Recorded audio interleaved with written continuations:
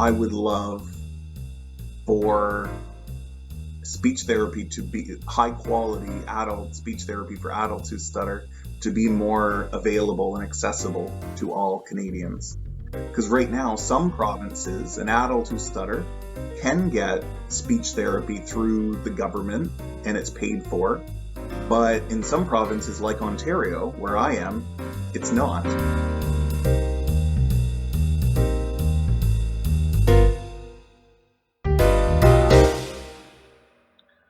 Welcome to Some Stutter Law, a podcast by the Communication Collaborative. Some Stutter Law is Newfoundland and Labrador's first podcast about living with communication disorders. We speak directly to people living with speech and language disorders and others such as speech-language pathologists, researchers, educators, and family members. We use inclusive language and themes to help rebuild confidence and hope by dismantling myths, stigma, stereotypes, and barriers. My name is Greg O'Grady, and I am a person who stutters. Some Stutter Law mission is dismantling and rebuilding communication disorders. Let's start listening. Some Stutter Law mandate is in the spirit of Newfoundland and Labrador humors, robust and frank interactive discussions. Some Stutter Law podcast aims to rebuild confidence and hope for people who live with communication disorders by dismantling myths, stigma, stereotypes, and barriers. Some Stutter Law podcast objectives are raising awareness, education, understanding, and acceptance of communication disorders by providing support, current information, research, and resources. Acknowledging that communication disorders are a quality of life issue. Throughout life, stuttering and other communication challenges can impact a person's life emotionally, educationally, physically, socially, and vocationally. Creating a safe space where guests can be themselves without fear of being judged. Today, Some Stutter Law welcomes Casey Dumaresq.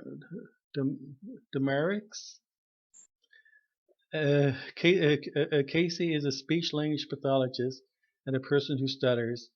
Casey grew up in rural New Brunswick and went to graduate school in Halifax. He now lives in Toronto with his husband.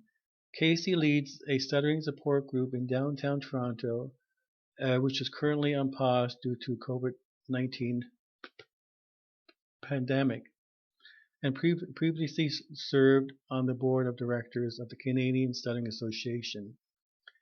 These days, Casey finds himself in a mostly fluent phase of life and looks forward to discussing his current place in the stuttering community. Welcome, Casey, to Some Stutter Law. Thank you very much, Greg. Nice to be here. Casey, would you share with with our listeners a little bit about your story as a person who stutters? Yeah, certainly. So these days, like you said in my introduction, these days I am relatively fluent. And I know that's relatively common for some people who stutter to have periods of life that are more fluent and periods that are less fluent. The past year or two is probably the most fluent I've ever been. My stuttering has never been super severe. However, I've always, maybe not always, but for the rule, most of my life I tried to hide it. And I was relatively successful at doing so, even though I now believe that it's counterproductive to try to hide stuttering and try not to stutter, and that makes stuttering worse, trying not to stutter. So I noticed that I started to stutter when I was maybe about 7 years old, and I could tell that I was finding it difficult to talk. But because in those instances where I could tell that what I was about to say wouldn't be able to come out, I just wouldn't say those things. And so nobody else nobody else heard it. I would ask my mom, and like I'd say, why can't I talk? I can't get my words out, and she didn't know what I meant. And she asked my teacher, and my teacher said that I didn't have any problem with talking. They did refer me to see a speech language pathologist in the school when I was in grade 3. But the speech language pathologist didn't introduce himself to me. I didn't know why I was there. It was just a few months later, this guy came to my classroom and took me to another room to do some talking. And I didn't know that he was a speech pathologist, so I didn't tell him that I sometimes would stutter and would sometimes hide that from others, and that I couldn't feel like I get my words out. So he ended up also telling my mother and my teacher, nope, he doesn't stutter, no issues. So so when I was like a teenager, I knew that I had some issue, like in some situations I just wouldn't be able to talk. But I didn't have the words to describe it because I was always told my whole life that I didn't stutter. My mother said, like eventually when I was a teenager, my mother did hear it sometimes, especially in more disfluent times, but she said, people who stutter all the time. And so whatever it is that you have, it's not stuttering. I now know that that's not true, and that there's a lot of people who don't stutter all the time, right?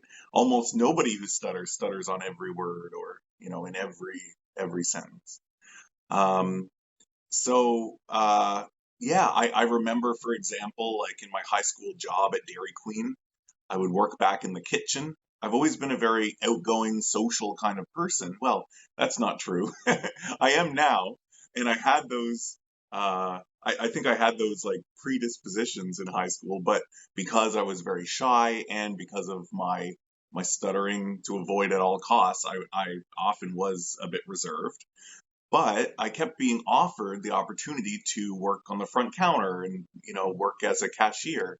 But I kept saying no because of my stutter. I didn't have the words for it, so I would just say like, oh, I would get flustered is the word that I used.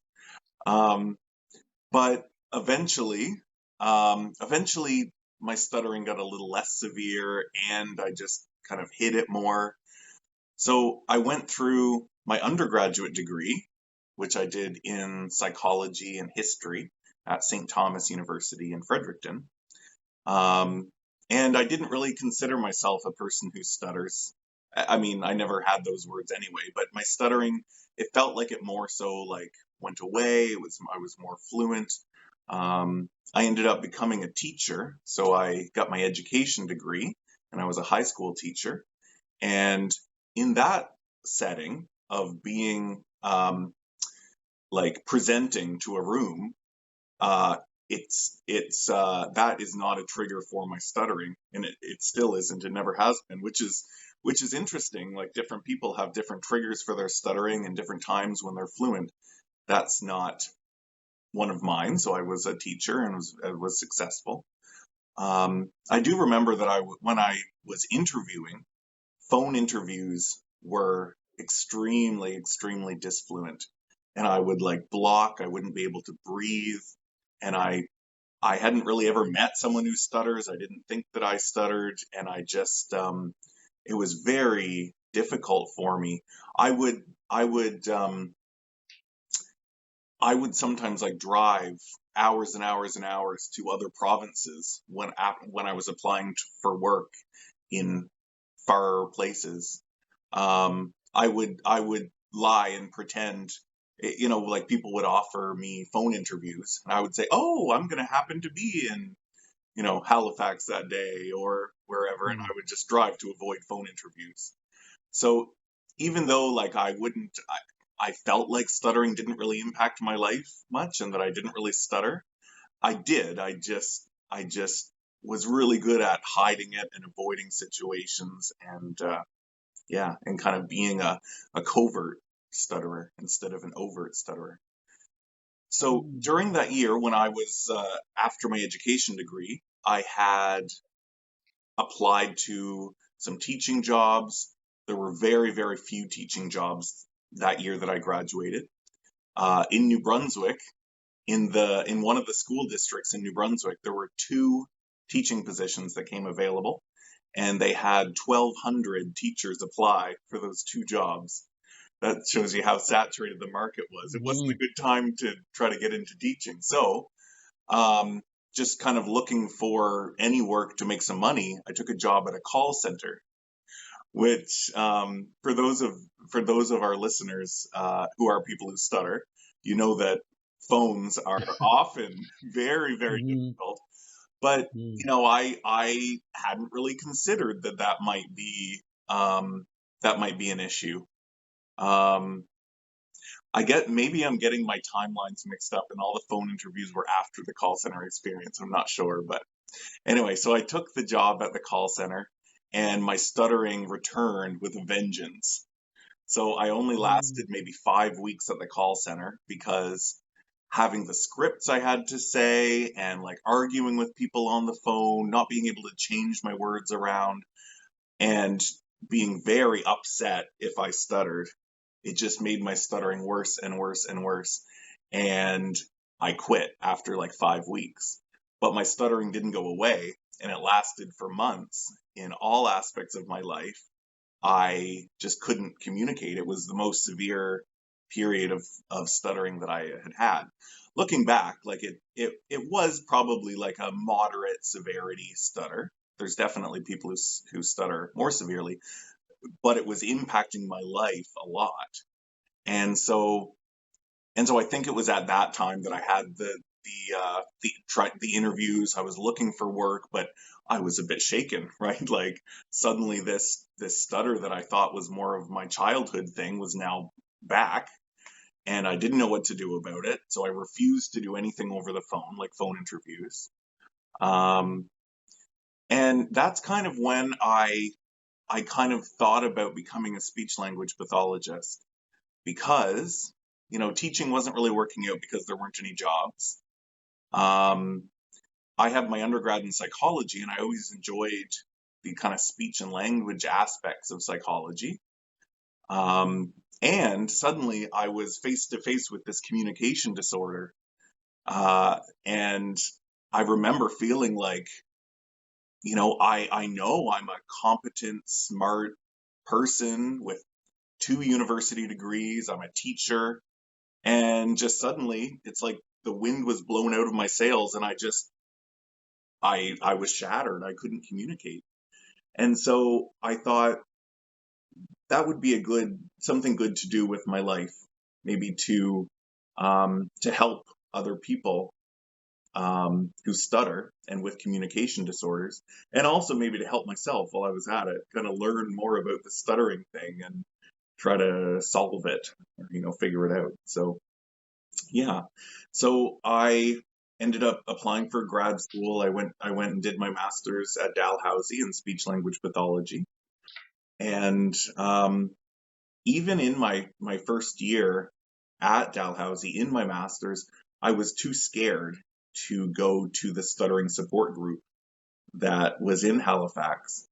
And it wasn't directly connected to the program I was in, but the program used a room at my school to host their meetings in, and so I knew it was there. I knew there was people who stutter who were meeting and supporting each other there, twice a month in a room in my school, but I refused to go. Um, I think because I was scared to talk to other people who stutter, because I had noticed when I was a kid, um, there one time when I was visiting my cousin in Vancouver, his friend stuttered. And I noticed that whenever I talked to his friend who stuttered, my stutter would get a lot more severe. So it felt like it was almost contagious, or it was you know, it was a trigger for my disfluency. And I don't think I was ready to really face my stuttering yet, and I just kind of wanted to ignore it and push it down and just fix it. And that's why I was in grad school, to be a speech-language pathologist. The year after, so it was a 3-year program, in years 2 and 3, I did end up going to the stuttering support group, and it was so helpful, so life-changing to meet other people who stutter. I think I maybe just went for one meeting or so, and then I ended up going to the National Stuttering Association conference, the NSA conference in the United States, which is, for those of you who haven't gone, I highly recommend it. It's a week-long, well, 4 days or so, annual conference in the US with about 1,000 people who stutter and speech-language pathologists, but primarily people who stutter. And just the community and the environment is just so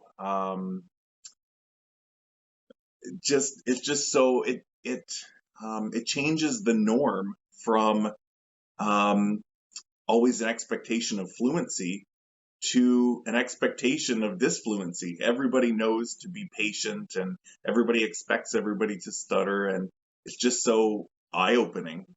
And actually, I went to the conference as more like as an academic. I was in the field, I was interested in stuttering, and I thought that, stuttering isn't that much of an issue for me right now. It was more something that happened when I was a child, and and personally, it won't really impact my life very much. And I was very wrong. So just having that experience of walking in the hotel lobby and being around hundreds of other people who stutter was just really eye-opening and really incredible. And I learned over those few days that I did still stutter. I was still a person who stuttered, and I was hiding it a lot more than I thought I was. It had just become so automatic to switch my words around, to pretend that I didn't have anything to say, to pretend I forgot the punchline to a joke, to avoid phone calls, to avoid certain situations. And I hadn't really realized, I stopped realizing that I was doing those things. So then in the years to follow, I was really, really actively engaged in the stuttering community.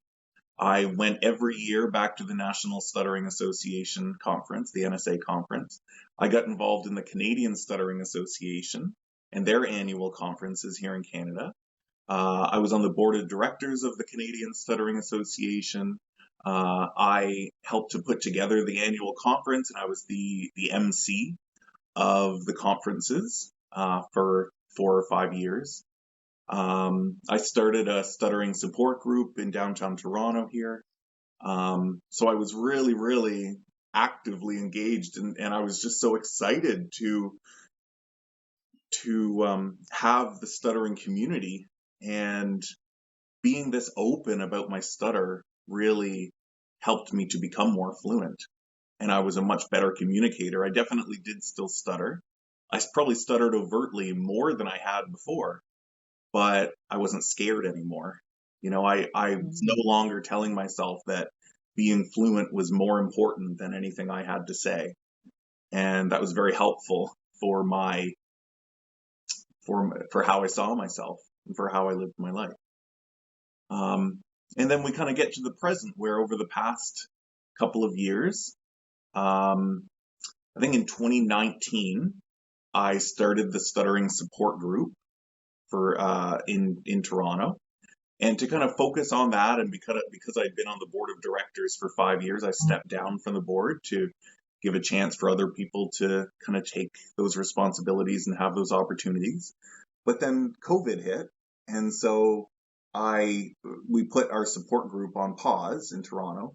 There was an opportunity to do it online, but I wasn't really interested in that.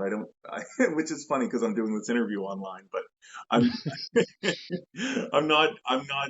I don't like leading online support groups. I just not something that I was interested in. I think they're great, and other people are interested in them, which is wonderful, and are able to lead them. But so I've kind of stepped away from my involvement in the stuttering community for a variety of reasons, but also due to the pandemic. And I found myself in a lot more of a fluent place.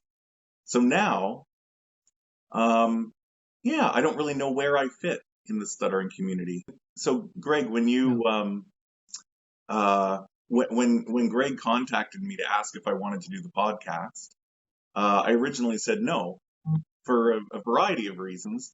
First of all, I am a little busy right now because I just started a new job a couple of months ago at a hospital. So that was my reason, but maybe that was a bit of an excuse. So I think one of my reasons why was because I felt like I don't really belong anymore in the stuttering community, or at least I was kind of scared of that. I was thinking, what would I have to say? Um, I've done interviews on podcasts before, and I've said things before. I'm like, do I have anything new or interesting to add? And would people looking for what I have to say about stuttering, are they expecting the Casey from 2016, 2017, who was, super engaged and involved in the stuttering community? I was stuttering overtly. I was kind of rah stuttering. And now I'm in a point where stuttering isn't having a direct impact on my life as much anymore. And I've kind of stepped back from my involvement in the stuttering community. And I'm at kind of an interesting, odd place with how I feel about myself as a person who stutters. I don't really know how to view it all anymore. And I was talking with some of my friends in the stuttering community. Um, I've made lifelong friends, especially through my work with the Canadian Stuttering Association and the NSA in the United States. Mm. Um, and they said, well, this is a really good topic that maybe doesn't get talked about a lot in the stuttering community on these podcasts, that people do go through fluctuations of fluency throughout their life. And there are people who kind of are really excited and involved and engaged in the stuttering community at one point in their life, but then kind of step back and have a period of fluency and kind of wonder where they fit in anymore. I know that was a long answer, like a 25-minute answer, but a lot of things I had to get out, Oh, I guess. But yeah, so okay. yeah, go ahead. Okay, great. And well, Casey, I'm so pleased that you reconsider doing this podcast. I'm really pleased. You know. Yeah, So yeah, Casey, yeah, it's interesting. Having a person like you who stutters as well as a person who stutters, also a speech language pathologist. So Casey, like if you put on your speech SLP hat, is success for a person who stutters like over, overcoming stuttering or living with stuttering? What would you classify as success? yeah. And also, I think a good question to counter your question is, what does it mean to overcome your stutter, right? So, I think I think all of those words, living with your stutter, overcoming your stutter, managing your stutter, I think I see those as kind of all the same thing. I know some people use the term like I've overcome my stutter, meaning that they don't stutter anymore. I think that rarely actually happens, or at least maybe it's misunderstood. If I wasn't so firmly in the stuttering community and a speech language pathologist, if I was just a person who hadn't really looked into it, at this point in my life, I might also be someone who might say to to a kid who stutters, like, oh, if you try hard enough, you'll also overcome it. I used to stutter and now I don't anymore. Whereas I know that that's not the case. Sometimes I still do kind of get that sticky feeling in my voice. Um, the other day, actually, I did stutter a bit, and people noticed. I do still stutter.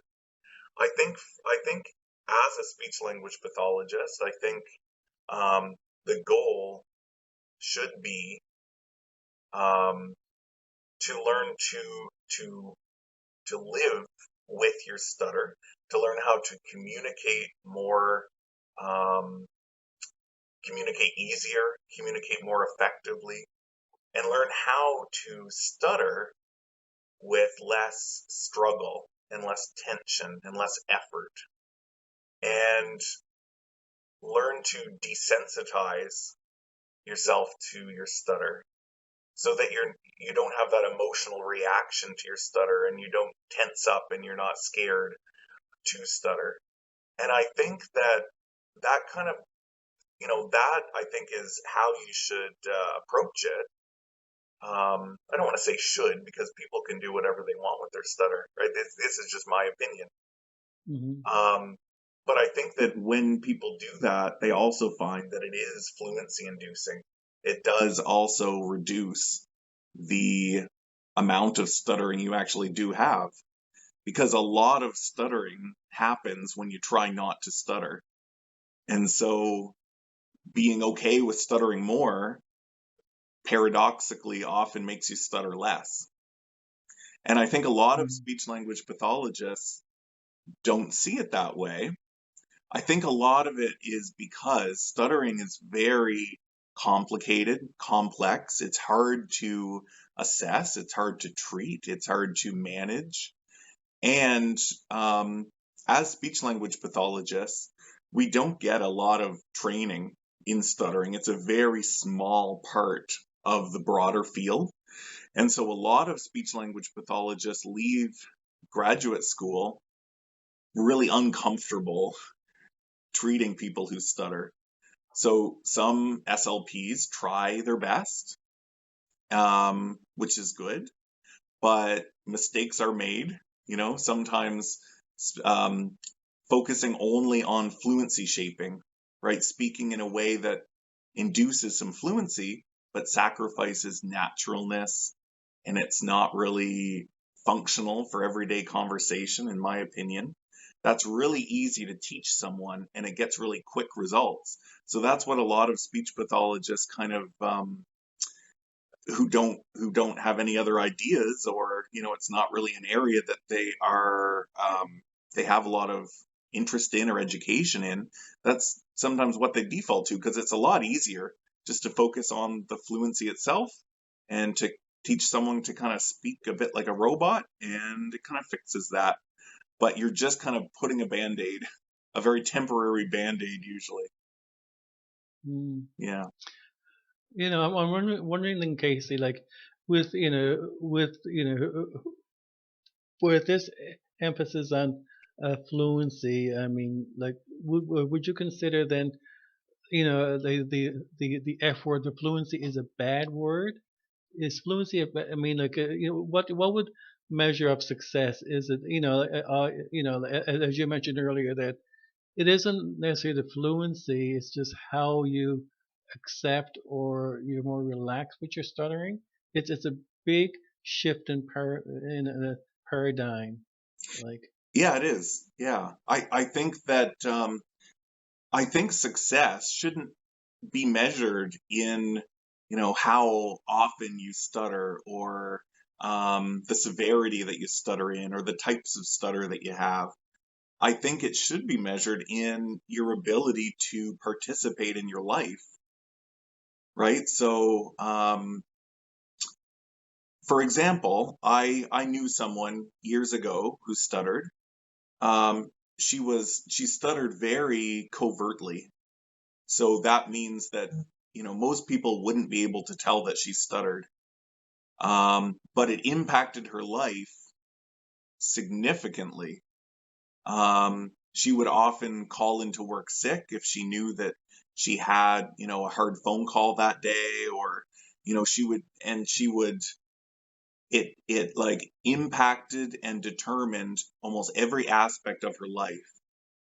Whereas, and by most conventional measures, even from speech language pathologists, her severity would have been quite mild. Whereas I also have known people who stutter very overtly. It's very obvious that they're a person who stutters.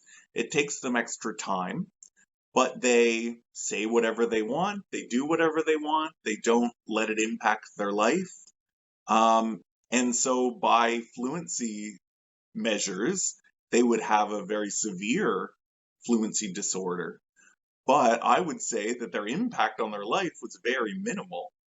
So, I would say that that would more so be the goal. I mean, those two examples are kind of at the extremes, and oftentimes one of the ways to have stuttering have less of an impact on someone's life is to, through whatever method, to reduce the severity, the frequency, how much they're struggling, etc. And that is one aspect of it. But I think there's a whole lot of other aspects. Um, I When you say like fluency being kind of the bad word, I think in some ways, sure. I think that I don't think fluency innately is a bad word, but I think that um, if that's the what you're caught up with, and if that's the only thing that is mattering to you, that you think that all of your whole personhood is based in how often you stutter, I think that that should be part of the speech therapy, is really to change that. Um, that reminds me of something I often will say to my clients who stutter. Especially like teenagers or young adults will often attribute um, almost any barrier in their life to stuttering. So if you ask them, they will often say, if only I didn't stutter, I'd be able to go and ask any girl out on a date. I'd be able to go to any job interview. I'd be able to get the career I want, have the perfect life, if only I didn't stutter. And just, I like having a conversation with them about, looking at other people who don't stutter and, asking, so do any of these people who don't stutter, um, do they find it just completely easy to walk up to someone and ask them out on a date? Or, is there something stopping them from getting their perfect job or having their perfect life? So as people who stuttering is one aspect of us, but we sometimes make it define us, and it doesn't have to. Yeah. Mm-hmm. Casey, as a speech language pathologist, do you do you find that there's a paradigm shift in terms of well, I think you may have answered the question, but there seems to be a shift towards from the clinical emphasis on the clinical, the speech language, speech targets, the programs, to to addressing the emotional side of stuttering, which has been so long negated. What's your thinking about that? Is that changing the shift? Yeah, I think it is. Um, I think that it's also a bit cyclical. Um, that is kind of where we've been heading as a field in the last 10, 15 years. Um, Away from just the pure, meet these speech targets and that's what we're going to work on, into more of a holistic approach, looking at, like you said, the emotions, but also looking at the non-speech aspects of the communication. So things like situational avoidance, things like your reaction to your stuttering, how you see yourself as a communicator, um, and your body language, your eye contact. Um, yeah, and about moving away from speaking, moving away from like the actual speech therapy, moving from always just speaking more fluently to stuttering more fluently. So learning an easier way to stutter, learning that if you're going to stutter anyway, you might as well stutter on your terms, with you in control, with less struggle, with less effort, with less tension. But I think it's a bit cyclical, because back in like the 1960s, this stuttering modification, which is what we call it, like changing the way that you stutter and seeing your stutter differently and focusing more on the emotional side, that was kind of in vogue in the profession in the 1960s as well.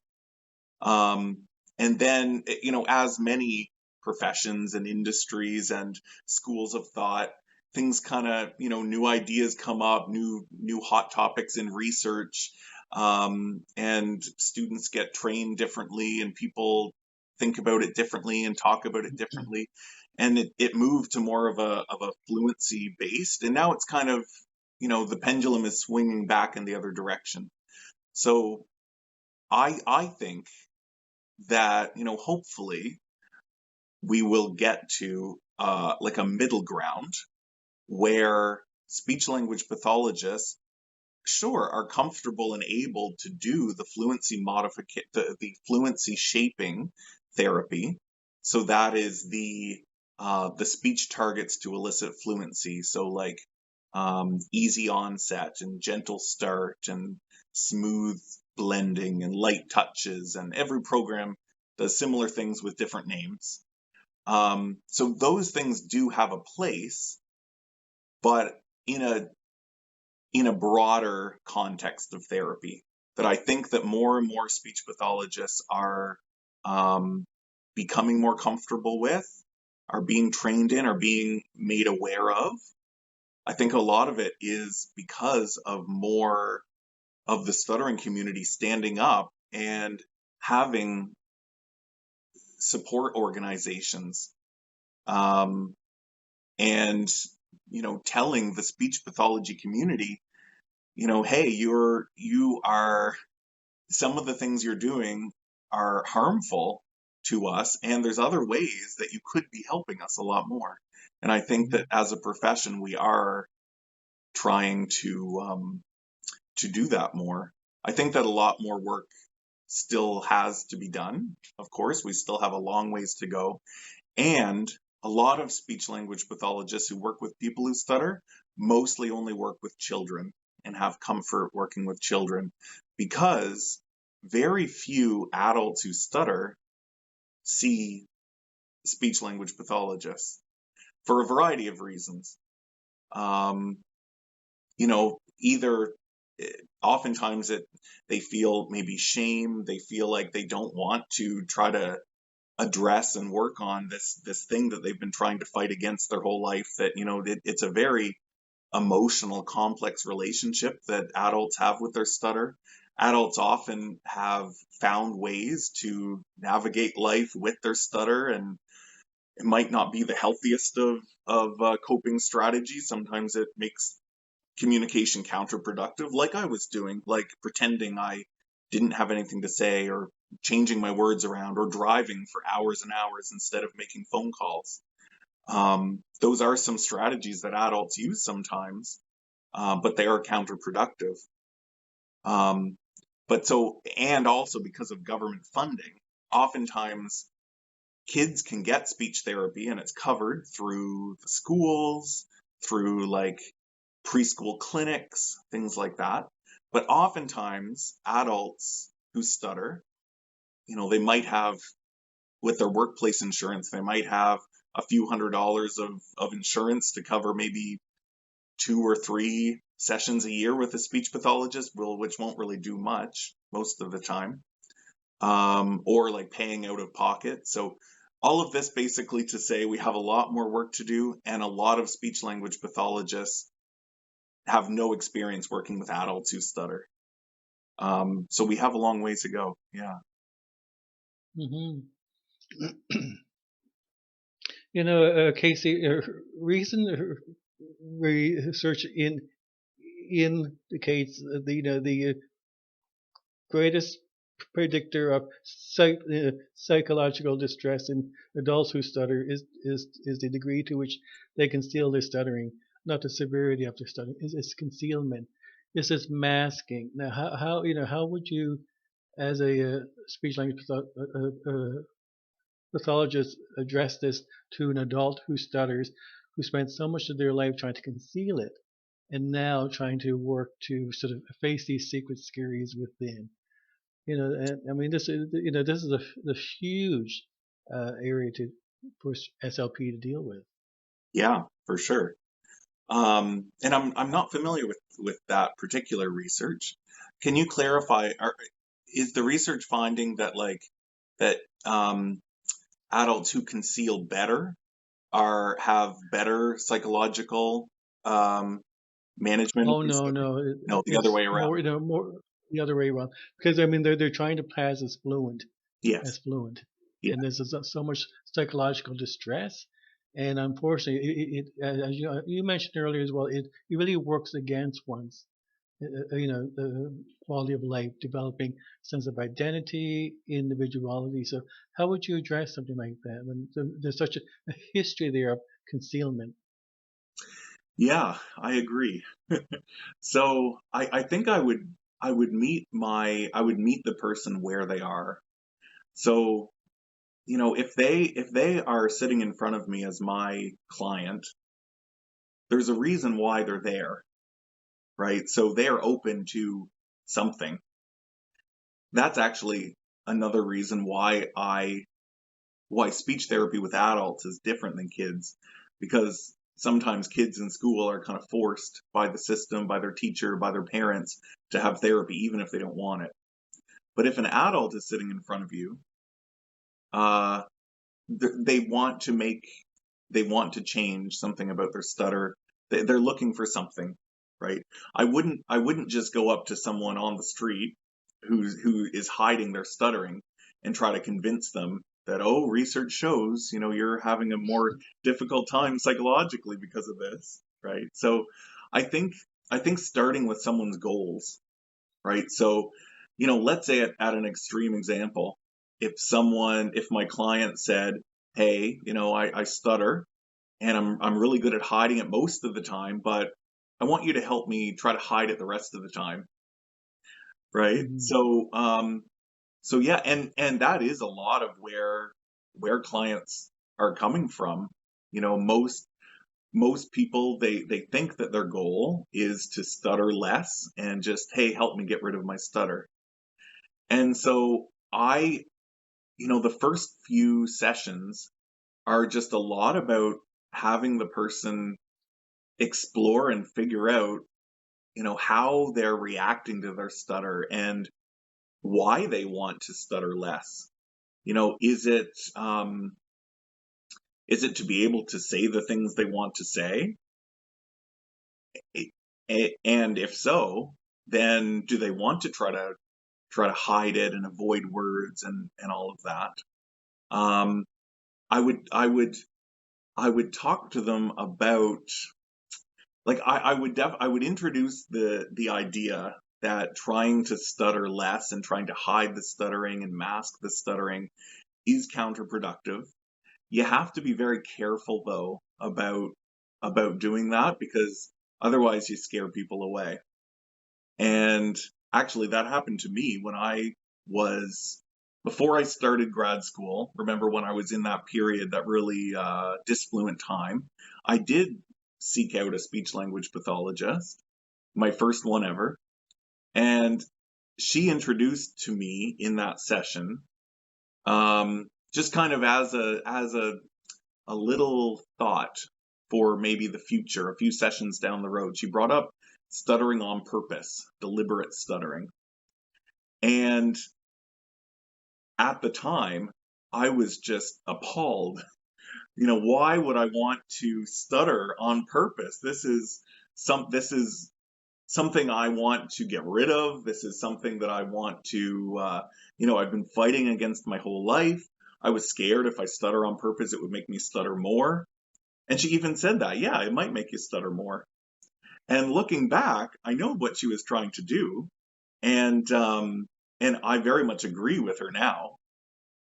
Being able to getting to a place where you're able to stutter on purpose, stutter under your own terms, kind of stutter and look around and notice, hey, the world isn't crashing down around me. This isn't, the worst case scenario if I do stutter. So maybe I don't have to try so hard not to. And maybe it doesn't have to impact my life as much as it is. But at the time, I think bringing that up, that extreme, of a of a point, I don't think that's where I was in that first session, and that really scared me. And I don't think I went back. I don't remember quite what happened, but I remember being, kind of, oh, she doesn't really know what she's doing, kind of in that first session. So I would meet the person where they are and eventually get to the point where it's like, okay, like look at what you're doing. Hiding your stuttering, masking your stuttering, and everything that's costing you. Is that worth it? Kind of the cost benefit analysis, right? Is that worth it? You know, is the only reason why you're going through all of this effort, all of this mental energy, everything it's costing you, you're sacrificing what you want to say in your voice, just so that people won't see you, saying the same syllable a few times. If you learned how to stutter in a different way, or, we can get you to a place where you are stuttering easier, having it more under your control, kind of, coming to those, putting those seeds of thought in someone's head over a few sessions, I think is how I would manage that. Yeah. Casey, in your bio, you mentioned that you live in Toronto with your husband. Now, being a gay person who stutters, has that affected? I mean, how did you, I guess, incorporate both? Being a gay person who stutters and yeah. Yeah. Good question. So, I've also been involved with an organization or an association of people of queer people, gay people, lesbians, transgender people who stutter. It's called Passing Twice. And I've done a whole podcast on just that, kind of the intersectionality between my identity as a person who stutters and my identity as a gay man. And there's a lot of similarities in some ways. There's a lot of things that each community can learn from each other. The reason why the group is called Passing Twice is because both being a person who stutters and being gay are kind of invisible differences that a lot of people might have stigma about, that might have a lot of emotional baggage about, that's big parts of their identity. But if they were walking down the street and the person wasn't talking, nobody would really know. If I was walking down the street, I could hide the fact that I was gay if I wanted to. And I could hide the fact that I am a person who stutters if I wanted to. I could just choose not to talk. So if I choose to, I could pass as fluent and I could pass as straight. So hence Passing Twice. I don't know how I feel about that name, Passing Twice. The organization was made like a few decades ago. And I wonder if people were thinking of a name now. Like, I like what they're getting at, thinking about like, a lot of people try to hide the fact that they're gay and hide the fact that they stutter. But I think it's beneficial to try to, as a community and as a world, to try to encourage people as much as possible to live their authentic life, because it is, just as we were talking about it, it's damaging psychologically and emotionally to try to hide your stutter. It's also damaging psychologically and emotionally to try to hide your sexual orientation or your gender identity, who you are, to try to fit into normal mainstream society. And I use normal in quotes. And another thing that we kind of have to do as people who stutter, especially if your stutter is more covert and if you tend to kind of hide it, and if it's kind of mild, we have to come out.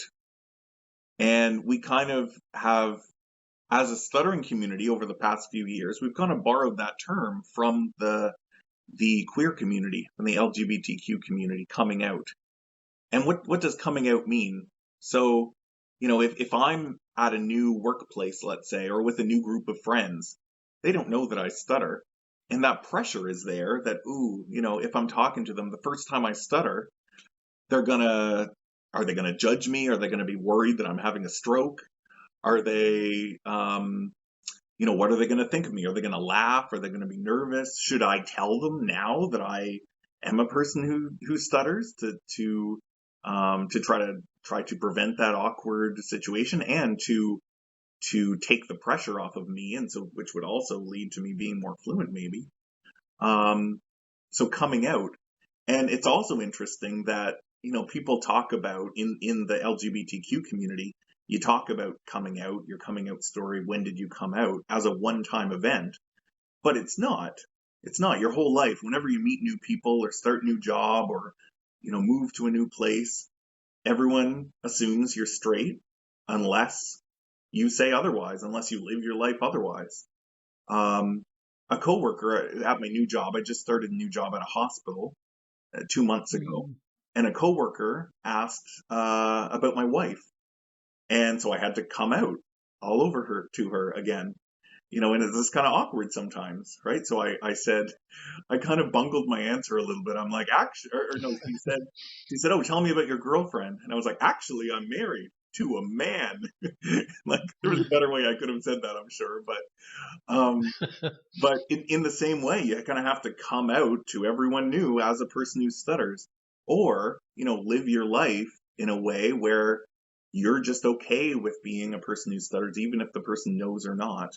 And that's also where the stuttering on purpose might come into play a little bit. But yeah, so being a person who stutters and being gay, it's a really interesting identity, intersectionality. I've also been asked before, working in my field. I work mostly as a speech-language pathologist, I don't usually work with people who stutter. I do occasionally, but my main job is working with older adults who've had a stroke or who have Parkinson's or who have dementia. So I primarily work with people like in their 80s and 90s. And I often get asked, which is more comfortable for them to find out, that you stutter or that you're gay. And yeah, it's interesting because so as part of my journey with my stuttering, I try to be very open to my clients about the fact that I stutter. When my stuttering was more severe, I would tell all my clients when I called them to schedule their visit, I would say something like, oh, and I just wanted to let you know I'm a person who stutters, so my speech might be a bit choppy sometimes. It just makes me feel more comfortable to let you know. I would say something like that. So I'd be more open about stuttering. But then, if you're sitting, I used to go to people's homes to work with them in their homes. So if you're sitting there, in a living room with a new client, and they're both in their 80s and they ask, like, oh, are you married? Or, they ask about your personal life. It's not always that comfortable to be very open and proud about being gay, because I don't know how they're going to react. I don't know what their opinions are on that. I don't know how it might then impact our future professional dynamic, if they'd be uncomfortable having me in their home. I don't know. So I found that I tried not to like hide it, but I found it a lot easier to be open about being a person who stutters at work with clients like that. But it's funny because in my personal life, most of my social life are with other queer people, other gay people in the queer community. I was part of a gay dodgeball league. So a lot of my friends are gay, but in my personal life, sometimes I find it hard to be open about the fact that I stutter. And I find myself kind of slipping back into trying to hide my stutter and just, and it's even more complicated right now because for all intents and purposes, I don't really stutter at this point in my life. I am still a person who stutters. I do sometimes. I will again, I'm sure, but it really just doesn't come up. So I have friends who probably don't know that I stutter, but they all know that I'm gay. Mm-hmm. So it is quite an interesting dynamic between the two. That was a good question. Mm-hmm. Yeah.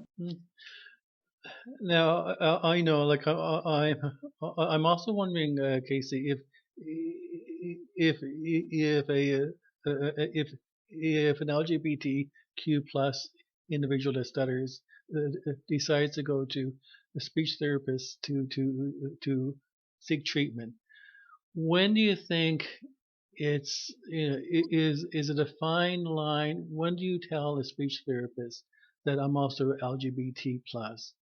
Or do you deal with the actual stutter first? When is best to be open and honest about everything? Is it wise to put everything on the table at first meeting? Well, what's your sense? I think there's probably different opinions about this, but my opinion is that I would want to go to any healthcare provider that I was going to, or any service of any sort that I was going to. I would want them to know that I was gay right from the first. Because if they have an issue with that, if they have a problem with that, then I should just go find another speech therapist or another, lawyer or accountant or house cleaner or dentist or whoever. Most of the time, like, I don't walk into my dentist's office like, oh, I'm gay. How do you feel about that? I don't really feel it's necessary, but like, if you're going to be talking, if you're going to be getting into speech therapy about stuttering with someone, you're going to be having some pretty deep, emotional, vulnerable conversations, and your personal life and your personal relationships with people are going to come up. And so needing to be kind of thinking that in the back of your mind, like not mentioning the types of people that you go on dates with or who you're in a relationship with, you don't need to be thinking about that. So I would just ask or bring it up in the first visit personally. And if they seem kind of uneasy about that, or if you feel kind of uneasy about how they respond to that, then I would just find someone else. Mm-hmm. That's my opinion. I know that living in Toronto, though, that's I might have the luxury of saying that because there's hundreds of speech therapists and hundreds of service providers, where if you're in like a more rural or remote community, there might only be a couple who you have to choose from. So I might have a different answer in that case. It would all depend. But Mm-hmm. but yeah, going through speech therapy for stuttering, you have to have a bit of that. There's a bit of a relationship, a trust relationship. And actually the research shows that one of the very biggest factors of whether speech therapy will be effective and help reach your goals is the relationship between the therapist and the client. So the research shows it doesn't matter as much exactly what the therapist does and what specific methods the therapist uses. It matters more how comfortable and how vulnerable the client feels like they can get, how much they trust each other, how, how that relationship is built, if they're willing to, to go out on a limb and try things that are uncomfortable, like stuttering on purpose, for example, right? Yeah. So, yeah, I think in that relationship, you probably should put your cards on the table pretty early. Mm-hmm. Mm-hmm. When a person who stutters or goes for the initial assessment with a speech language pathologist. The person who stutters is very vulnerable. So how and I'm assuming that many people who stutter aren't aware that that they have a right to interview the speech language pathologist just to find this fit. What advice would you give a person who stutters to to feel confident enough to say, this, to ask these questions. Because I mean, you're right. Because if they're entering a client therapist relationship, and there has to be a definite fit. And if a person stutters feels that they're not comfortable asking these forthright questions, what advice would you give? Yeah, that's a really good question. I don't know that there's like one right answer to that. It's a really good discussion, though. I could have forever about that. Yeah. I think the first thing that I would say is yeah, when someone is looking, when a person who stutters is looking to find a speech language pathologist, just know that speech language pathology is extremely broad. And, so not all speech pathologists are created equal in, when it comes to each topic. So just because you find a speech language pathologist who's willing to see you and, hey, they fit with my schedule and great, I'm going to go see them. And this is what speech therapy will be like for people who stutter. They might have very little experience with working with people who stutter. Or they might be, they might have devoted their life to helping people who stutter and be an amazing speech language pathologist, but maybe they don't have any experience working with some other population, right? So especially for people who stutter, I think it's really important to do your research, to find a speech language pathologist who is comfortable and competent in the type of speech therapy that you would want. And that is quite difficult to, it's difficult to know what you don't know, right? Mm-hmm. Before you start down that road. I think that one of the ways that you could start is um, by contacting like a stuttering support association to ask if they have any recommendations for speech language pathologists in your area. Because I mean, stuttering is a small community, right? So people who stutter and the associations and speech language pathologists who work with people who stutter, we all kind of know each other, a little bit.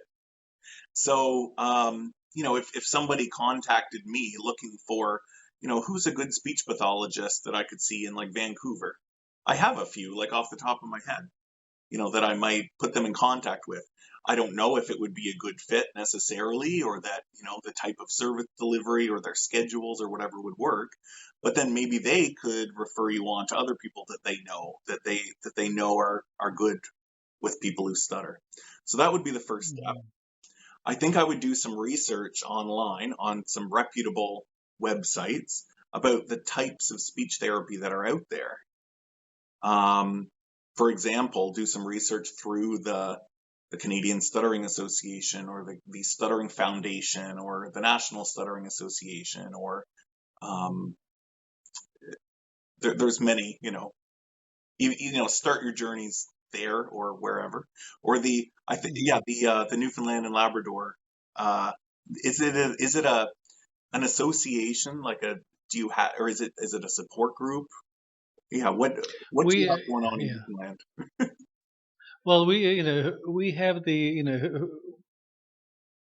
Newfoundland Labrador Stuttering Association, Uh-huh. and so our main area is that we also offer a monthly support group as well, Very good. and so that happens monthly. However, much like yourself, we have been doing it virtually at the Yes. moment. Yeah. So so we're classified as an association. We're still small, Casey. We're still growing because we're only a little over 3 years old now. Yeah. So we're it is a journey. It's a journey, Yeah, for and sure. so one and this is one of the reasons why we have this podcast as well, because we're really trying to put stuttering under the lens of people who stutter. I mean, the province within Newfoundland Labrador and stuff. Yes. Association Yeah. Yeah. Newfoundland Labrador. So this is a journey. Oh, for sure. Yeah. And it's a journey for all of us, even, with the Canadian Stuttering Association, that I was a part of. They've been around for 30 years now, but it's still, it's completely volunteer run. There's no paid positions at all. It's still very small. It's, they're trying, they are trying to branch out and become more Canada-wide, which is their mandate. Mm-hmm. But, just because of how, just because of factors that you'd imagine, there's like pockets over the country, a lot in Mm-hmm. Toronto, for example, where most of the people involved are within these little pockets, and there's areas of the country that that aren't well served, that still need a lot of growth Mm-hmm. into them. Yeah. So yeah, so Mm-hmm. so I would say, like, using those resources, using associations in your area, doing some research, asking around to find a speech language pathologist that clicks with you, that you seem to have a good rapport with, and who knows what they're doing when it comes to Mm-hmm. stuttering. So even like asking the speech language pathologist, what you know, do you often work with people who stutter? What types of therapies are what's your philosophy when it comes to working with people who stutter? And if they can't really tell you that, if they haven't really given it much thought, or if, maybe that's not Mm-hmm. the best fit. Who knows? Yeah. And something like that would be a red flag for sure. Yeah, yeah, that's right. Mm. Yeah. Yeah, it's interesting, Casey, because based on some of the podcasts we've had with some speech language pathologists, I still find it surprising when when SLPs are not permitted to say that, yes, I specialize in stuttering. Yeah, Uh, no, you know, we can't do that. Yeah, we can't no, of course specialize not. because yeah, it's one of the, so we're regulated. We're regulated by the government, by our a regulatory college, to help protect the public, right? So, so Joe Schmo down the street can't just call himself a speech language pathologist.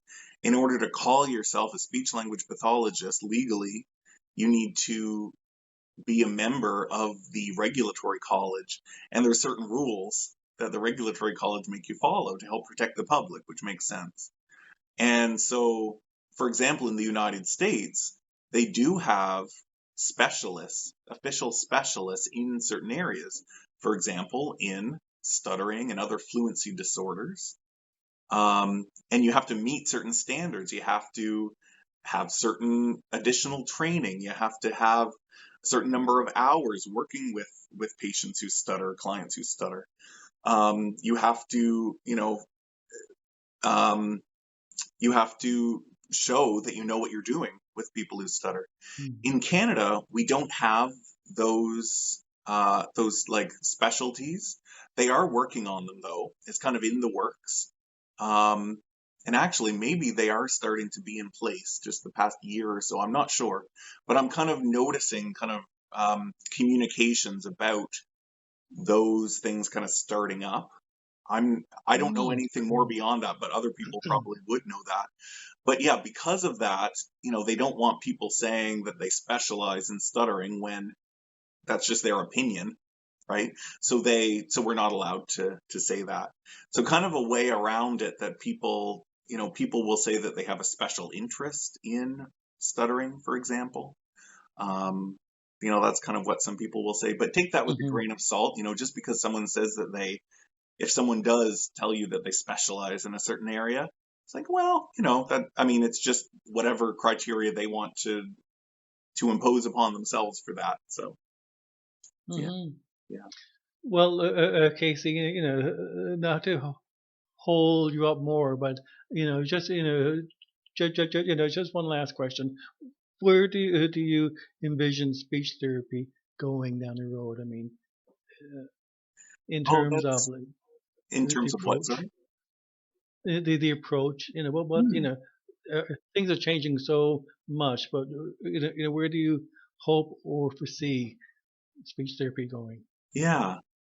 What I hope and what I foresee are probably different, to be honest. So I would hope and I would love for graduate students in master's programs becoming speech language pathologists to have a lot more training in working with people who stutter.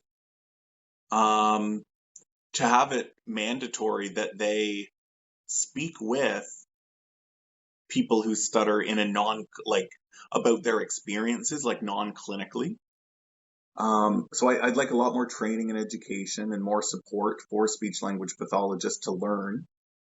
I would hope that more speech-language pathologists practice where the current evidence and research is going and showing us that that just focusing on fluency itself in isolation is not very effective. It's easier, but it's not very effective, and it can be damaging, right? If you just focus on fluency, and being fluent is the one and only goal, or the primary goal of your therapy. First of all, you're reinforcing what the person has already been telling themselves their whole life. That being fluent is the only thing that matters, that to be fluent at all costs. And I think that to be effective communicators and what people are looking for are, challenging those assumptions that fluency is extremely important and is the, stuttering less at any cost, even sacrificing naturalness, is the only way that it can be managed. I think that's can be damaging. So I would hope that, people that speech pathologists will have a more balanced approach. I do see it going more in that direction, probably not as fast as I would hope. And I would love for speech therapy to be high quality adult speech therapy for adults who stutter to be more available and accessible to all Canadians. Because right now, some provinces, an adult who stutter can get speech therapy through the government and it's paid for. But in some provinces like Ontario, where I am, it's not. So there's a bit of like a patchwork funding for speech therapy through the government in Ontario, where if you're a child, your speech therapy is covered. If you're an adult, you can often get speech therapy for, specific things. For example, if you get in a car accident and have a brain injury, or if you've had a stroke and you have aphasia, or, if you're looking for, if you have like developmental delays and intellectual disorders from childhood and you need speech therapy still as an adult, that's often covered. But for stuttering and other adults with others, in other situations fall through the cracks. And I think that limit to access is also something that really, as a profession and as people who stutter, we should advocate for more access, better quality speech therapy.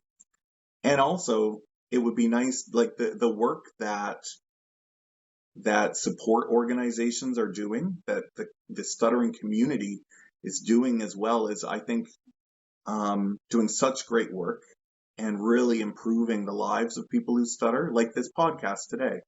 And it would be nice if there was some government funding for that as well, because almost all of this, basically all of this, anything in all of these organizations is all just volunteers and people just, wanting to give back to the community, wanting to make a difference and help people.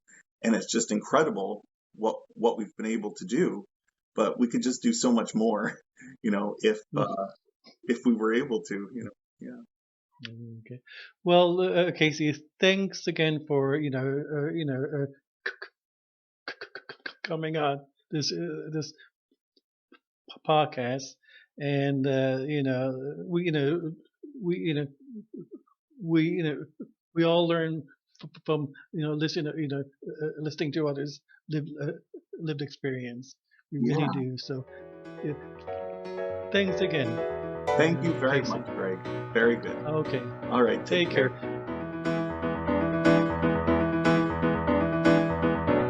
Some Stutterla is hosted by Greg O'Grady. It is produced, recorded, and edited by Paul De Decker, as well as Luca Dini, who, by the way, wrote this jazzy theme music. Leah Bugden and Alicia Megison command our pages on Instagram and TikTok. You can listen to or subscribe to this podcast on Apple Podcasts, Google Podcasts, Anchor, and Spotify. Video versions of each episode are found on our YouTube page. Some Stutter Luck is a production of the Communication Collaborative.